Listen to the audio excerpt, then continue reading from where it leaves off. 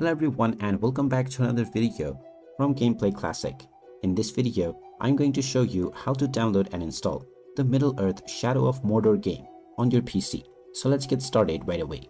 First of all, open up the Steam application on your device. And once you open it up, make sure that you are logged into your account using your credentials. After logging in, you will be taken into the store page.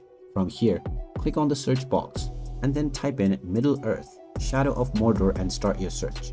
Once you find this game, go ahead and click on it and you will now be taken into the game page. Scroll down and then click on the Add to Cart button alongside the version that you wish to buy. After clicking on it, you can click on View My Cart, and now you can proceed forward with the Continue to Payment button in order to finalize your transaction. Choose your credit or debit card and provide these credentials, or you may choose your PayPal account and continue forward by logging in.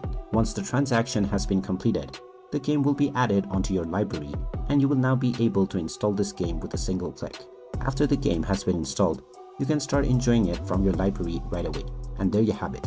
That is how easy it is to download and install the Middle-earth Shadow of Mordor game on your PC.